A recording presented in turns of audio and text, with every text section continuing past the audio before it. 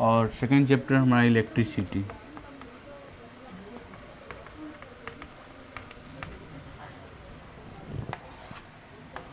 दोनों फिजिक्स का ब्रांच है। Electro study means study of rest charge,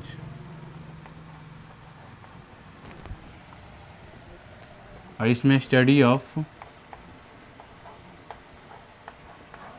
continuous flow of charge.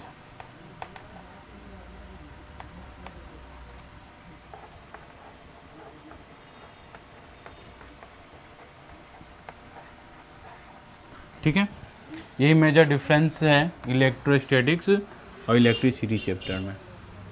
अब electrostatics में हम लोग आगे पढ़ेंगे एक टर्म जो आएगा जिसका नाम है कैपेसिटर।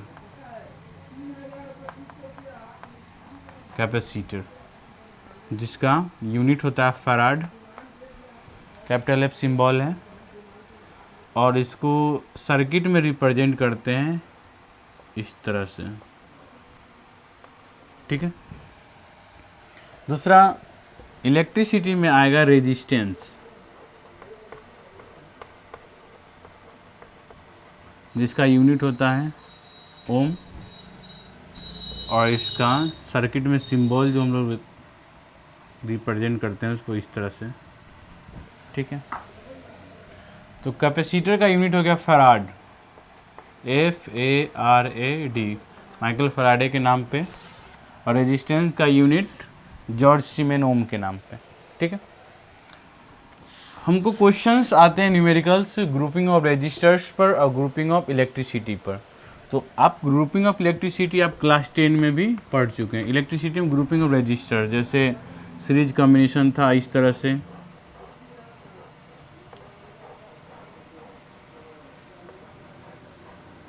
यह सीरीज कॉम्बिनेशन ऑफ रजिस्टर्स हो गया। यह resistance R1, R2 and R3। तो याद है कि यहाँ पर R इक्विवेलेंट का फॉर्मूला क्या था सीरीज कॉम्बिनेशन में, R1 plus R2 plus R3। ठीक है, उसी तरह इलेक्ट्रोस्टैटिक्स में ग्रुपिंग ऑफ कैपेसिटर्स आएंगे, जिसमें इस तरह से कैपेसिटर होगा, फर्स्ट कैपेसिटर, सेकंड कैपेसिटर और एक थर्ड कैपेसिटर। इसका कैपेसिटेंस का यूनिट हुआ, ये फर्स्ट है C1, C2 और ये C3। तो एक डिफरेंस है, सीरीज में हम लोग ये फार्मूला यूज करते हैं।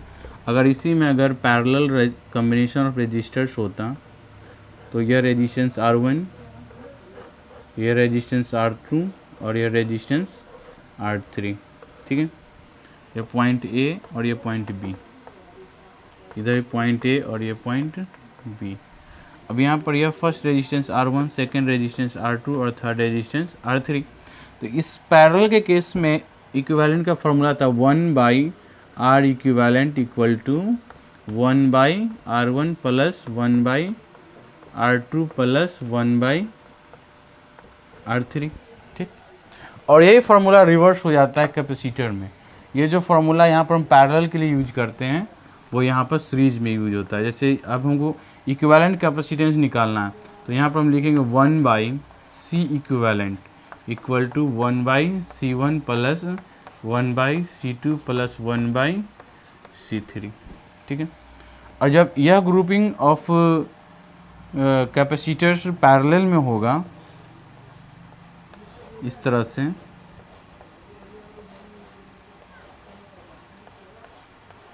अब यह C1 है, यह C2 है और यह C3 है, पॉइंट A और पॉइंट B के बीच।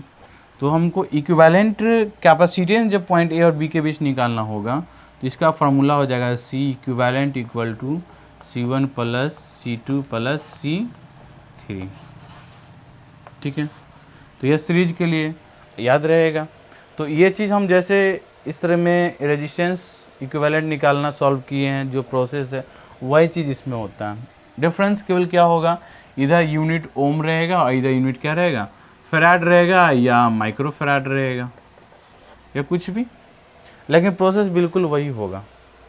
तो दोनों का एक दो एग्जाम्पल देख लेते हैं।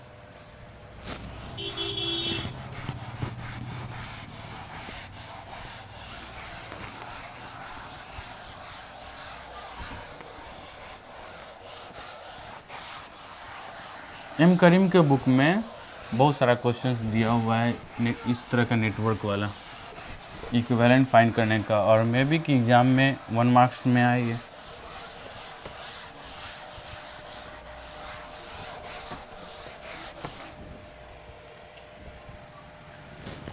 जैसे इधर इलेक्ट्रिसिटी और उधर हम इलेक्ट्रोस्टेट का बता रहे हैं। जैसे यहाँ पर मेरे पास दो रेजिस्टेंस है, यह R1 या R2। अगर ये 2 ओम है और यह 2 ओम है तो यहाँ पर R इक्विवेलेंट का फॉर्मूला क्या होगा, R1 plus R2, 2 plus 2 answer आ जाता है 4 ओम। सीरीज ग्रुपिंग ऑफ रेजिस्टर्स, अब सीरीज ग्रुपिंग ऑफ कैपेसिटर्स होगा, दो कैपेसिटर है, मान लो यह 2 माइक्रोफैराड है और यह भी 2 माइक्रोफैराड है। हमको सी इक्विवेलेंट फाइंड करना है, तो सीरीज का फॉर्मूला R1 प्लस R2 होगा, लेकिन इसमें पैरेलल का फॉर्मूला ऐसा होता है 1 by C equivalent equal to 1 by C1 plus 1 by C2। तो यहाँ पर वैल्यू आ जाएगा 1 बाई 2 प्लस 1 बाई 2, तो यह वैल्यू कितना हो जाएगा 2 बाई 2 कट कर वैल्यू कितना आ गया 1 माइक्रोफैराड। समझ में आ गया। तो जो फार्मूला हम लोग रेजिस्टेंस में सीरीज के लिए यूज किए हैं वो इसमें पैरेलल के लिए होगा, जो पैरेलल के लिए वो इसमें सीरीज के लिए होगा। बस इसी पर हम बहुत सारे कॉम्प्लेक्स नेटवर्क को भी सॉल्व कर सकते हैं। जैसे कुछ और एग्जांपल देख लें, जैसे एक रेजिस्टेंस इस तरह का,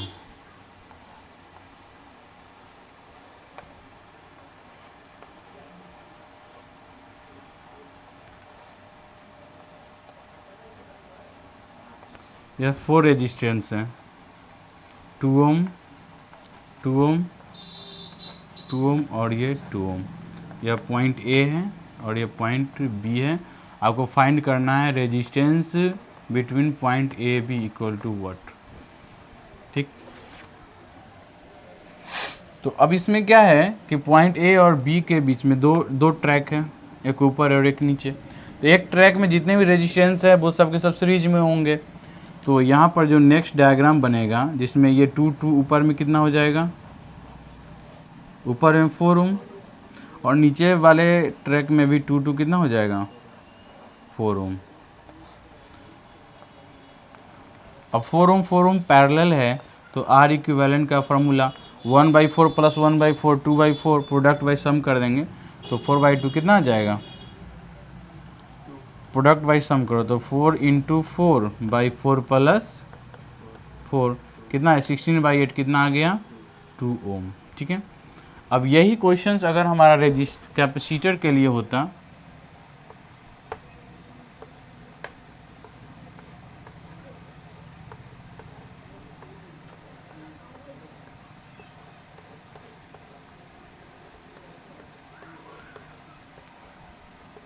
यह होता 2 माइक्रोफैराड, यह भी 2 माइक्रोफैराड 2 माइक्रोफैराड और यह भी 2 माइक्रोफैराड। ठीक है, और यह पॉइंट ए है इधर और यह पॉइंट बी है। अगर ये 10th क्लास में होता तो हम लोग को इस तरह का क्वेश्चन रेजिस्टेंस के लिए पूछता है, लेकिन 12th में पूछेगा तो कैपेसिटर के लिए। तो यहाँ पर 1/R इक्विवेलेंट के लिए यहाँ पर दो सीरीज में है, तो यहाँ ऊपर वाले के लिए तो सीरीज का फॉर्मूला 1 करके होता है। इसका जब डायग्राम बनाएंगे हम नेक्स्ट डायग्राम, तो एक ये दोनों का एक इक्विवेलेंट एक ऊपर हो जाएगा और ये दोनों का एक इक्विवेलेंट एक नीचे हो जाएगा। ठीक है, तो यहाँ पर ए बी में अगर यहाँ पर सी पॉइंट दे देते ए सी बी का जो इक्विवेलेंट रेजिस्टेंस हो जाएगा तो 1/2, तो प्रोडक्ट बाई सम मतलब 2 इंटू 2 है तो यह कितना हो जाएगा 1 माइक्रोफैराड और यह भी कितना हो जाएगा 1 माइक्रोफैराड। और फाइनली जब पैरेलल में होता है तो सिंपल जोड़ देते हैं तो यह वैल्यू 1 प्लस 1, तो इसका आंसर कितना हो गया 2 माइक्रोफैराड। ठीक है, हाँ यहाँ पर सी इक्विवेलेंट। ठीक है, तो इस तरह से क्वेश्चन को सॉल्व कर सकते हैं। बाकी जो टेक्निक क्या है तो वो रेजिस्टेंस में 10th क्लास में पढ़े ही हैं, तो 12th में इस तरह से क्लियर हो जाएगा। ठीक है,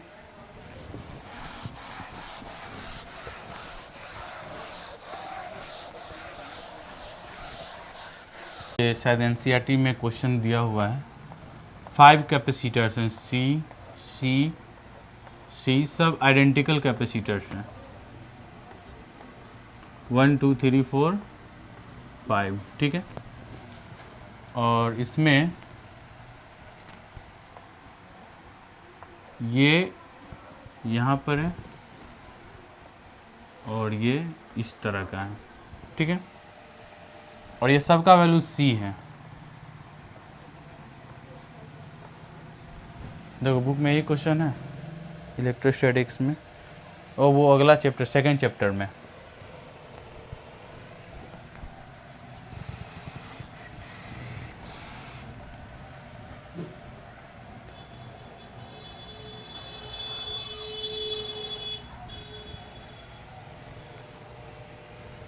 निकालना है C equivalent within point A B equal to what, ठीक है। तो ये जैसा डायग्राम दिख रहा है, जो नेटवर्क दिख रहा है, एक्चुअली में ऐसा है नहीं। इसमें एक कॉन्सेप्ट क्या है, जैसे ये एक सिंपल वायर से कनेक्ट किया गया है, आइडियल वायर से। और आइडियल वायर होने का मतलब कि जो पोटेंशियल यहाँ का होगा वही पोटेंशियल यहाँ का होगा। हम एक इसको अननोन नेम दे दे P, तो यह पॉइंट भी क्या हो जाएगा P। और अगर इसका नाम दे दे Q, तो ये पॉइंट भी क्या हो गया Q। अब मेरे पास दो अननोन पॉइंट आ गया Q और B। अब इसका नेटवर्क नया जो बनाएंगे वो इस तरह से बनेगा, यह A है, यह B है, ठीक।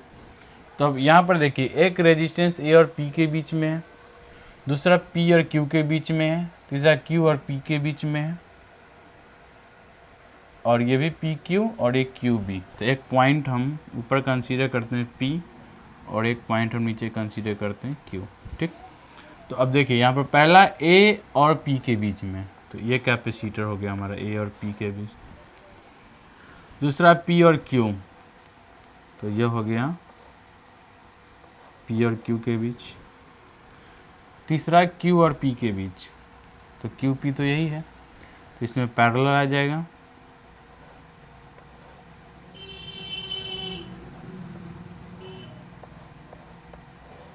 ये तो 1 2 3 हो गया। नेक्स्ट भी P और Q के बीच में है, तो यहाँ पर भी ये ड्रॉ कर सकते हैं P और Q, ठीक है।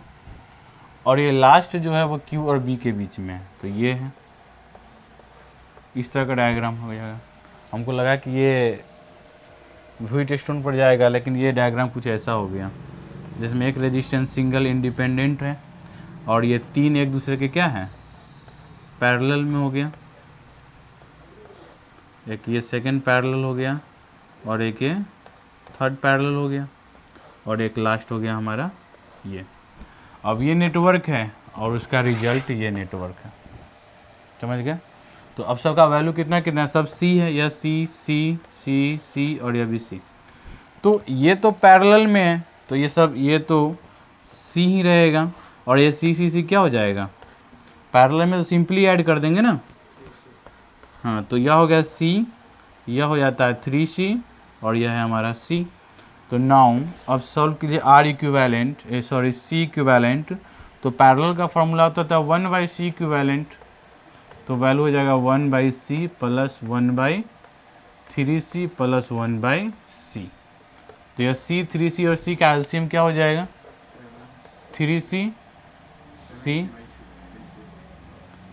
हाँ 3C plus C plus 3C, तो यह आ जाएगा 7C/3C। तो इसका इक्विवेलेंट वैल्यू कितना आ गया 7/3, और ये है 1/C इक्विवेलेंट। तो क्रॉस इसको चेंज करेंगे तो C इक्विवेलेंट का वैल्यू हो जाएगा 3/7, यही इक्विवेलेंट आ गया, है समझ।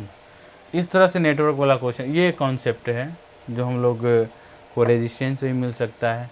इस तरह का क्वेश्चन आपको इलेक्ट्रिसिटी में भी पूछ सकता है। तो इसी तरह से उसको एक नया हम अपना नेटवर्क बना लेंगे इससे, और इस तरह से इक्विवेलेंट फाइंड कर लेंगे, ठीक है। तो ये सब था हमारा equivalent capacitance and equivalent resistance. Equivalent वाला क्वेश्चन बन जाएगा।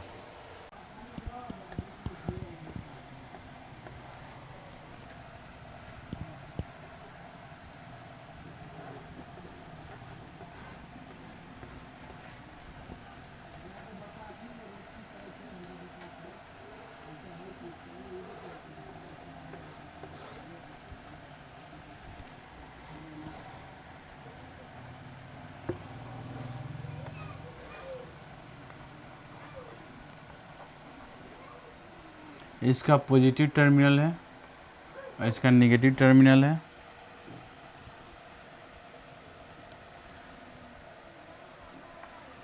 यह वैल्यू है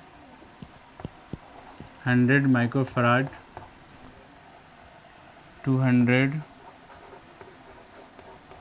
यह वैल्यू भी है 200 माइक्रोफराड और यह वैल्यू हो गया 100 माइक्रोफराड। तो आपको पॉजिटिव नेगेटिव टर्मिनल के बीच में टोटल सी इक्विवेलेंट फाइंड करना है। क्वेश्चन है हमारा C equivalent equal to what. ठीक, कोई टर्मिनल का नाम नहीं दिया हुआ है, हम अपने टर्मिनल का नाम देते हैं।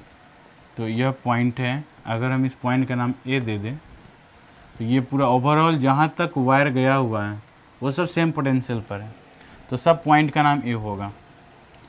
और ये वाले पॉइंट का नाम हम बी दे दें तो इस कैपेसिटर का यह इंड्स बी हो गया, और बीच में यह पॉइंट्स एक आ रहा है जिसका नाम सी दे देते हैं। तो अब मेरे पास ये सी हो गया, तो ये टर्मिनल भी सी है, यहाँ भी मतलब ये ओवरऑल सी है। ठीक है, अब 3 पॉइंट हमको कंसीडर करना है। तो एक पॉइंट ए इधर होगा और लास्ट में हमारा सी है। तो अब देखिए कि ए और ये लास्ट वाला पॉइंट बी कंसीडर कर, तो ये रेजिस्टेंस का अगर हम पहले वाला रेजिस्टेंस 100 माइक्रोफैराड को देखें तो इसका एक टर्मिनल सी है और दूसरा टर्मिनल ए है, मतलब ए बीच में कोई पॉइंट हम सी कंसीडर कर लेते हैं सी। तो ये 100 माइक्रोफैराड जो है वो ए और सी के बीच है, तो यह हमारा आ गया ए और सी के मिड में, यह हमारा 100 माइक्रोफैराड। ठीक है, नेक्स्ट सी और ए के बीच में ये दो कैपेसिटर सीरीज में है जबकि इसके पैरेलल में है ना। तो यहाँ पर यही है ये टर्मिनल जिसमें हमको दो पैरेलल ऐड करना है और यह इसी के मिड में होगा। तो ये दोनों ए और सी के बीच में है और दोनों का वैल्यू कितना है 200 माइक्रोफैराड और इसका भी वैल्यू है 200 माइक्रोफैराड। ठीक है, तो ये 3 हो गया। लास्ट जो है सी और बी के बीच में है, तो सी और बी के बीच में एक ये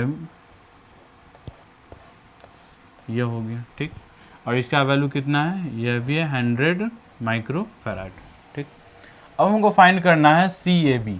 तो सी ए बी को सॉल्व करेंगे उससे पहले इसको सॉल्व करना है। अब इस नेटवर्क को सॉल्व करेंगे उससे पहले ये दोनों सीरीज को सॉल्व करना है। तो चलिए स्टेप बाय आगे बढ़ते हैं। तो इसके बाद का जो डायग्राम होगा वो फर्स्ट वाला तो वैसे ही रहेगा और ये तो सॉल्व ही नहीं हुआ, यह पॉइंट हमारा बी है और यह पॉइंट हमारा ए है। ठीक है, तो अब यहाँ पर ये दो सीरीज में है, सीरीज का फॉर्मूला तो 1/C1 + 1/C2, प्रोडक्ट बाय सम कर लेंगे। तो ये दोनों का जो सॉल्यूशन होगा प्रोडक्ट बाय सम, तो यह तो 100 है और ये भी 100 है और ये 200 तो प्रोडक्ट बाय सम करेंगे 200 × 200 बाय सम कितना हो जाएगा 400, 2 0 कैंसिल हो गया और ये हो जाएगा, ये 4 से कट जाएगा 100 टाइम्स में, है ना। इसका भी वैल्यू 100 हो गया। तो नेक्स्ट वाले डायग्राम में 100 ये हो गया और ये 100 है, आप पैरेलल में तो सिंपल ऐड कर देते हैं। तो इस बार जो हो जाएगा ये हमारा 100 और ये 100 का इक्विवेलेंट कितना हो जाएगा 200 माइक्रोफैराड, ये हो गया और ये आगे कितना है 100 माइक्रोफैराड। ठीक, और यह पॉइंट हमारा हो गया ए और यह पॉइंट है बी। अब तो सी की ज़रूरत ही नहीं है, यहाँ पर सी था वो, अब तो ये एक साथ क्लियर कर लेंगे। तो फाइनली वो सी इक्विवेलेंट का फार्मूला, तो फार्मूला होता है 1/C equivalent equal to 1/C1 + 1/C2। तो एक फार्मूला याद रखना है, जब दो कैपेसिटर गिवन हो तो उसका डायरेक्टली हम सी इक्विवेलेंट लिख लेंगे प्रोडक्ट बाय सम means C1 × C2 C1 + C2। दो के केस में ये शॉर्ट ट्रिक है सॉल्व करने का। तो यहाँ पे एक 200 है और एक 100 है, तो एक बार प्रोडक्ट करेंगे नीचे में सम करेंगे।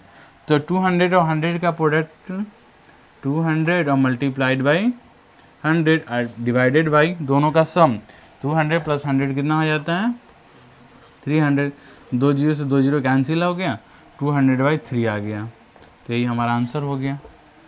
तो कितना आ जाएगा 3 6 टाइम्स में, फिर 6 टाइम्स 66.6 माइक्रो फराड, यही सॉल्यूशन हो गया। ठीक है, तो ये नेटवर्क एनसीईआरटी से लिए थे हम। तो इस तरह से हम नेटवर्क वाला क्वेश्चंस को सॉल्व करेंगे, जो या तो रेजिस्टेंस पर हो या कैपेसिटर पर हो। दोनों में डिफरेंस केवल यही रखना है कि सीरीज में रेजिस्टेंस के लिए R1 + R2 + R3 फार्मूला होता है, और कैपेसिटर में कैपेसिटेंस के लिए सीरीज में 1/C1 + 1/C2 हो जाता है। मतलब जो रेजिस्टेंस का फॉर्मूला उसी के अपोजिट होता है कैपेसिटेंस का। ठीक है, इस तरह क्वेश्चंस बन जाएगा।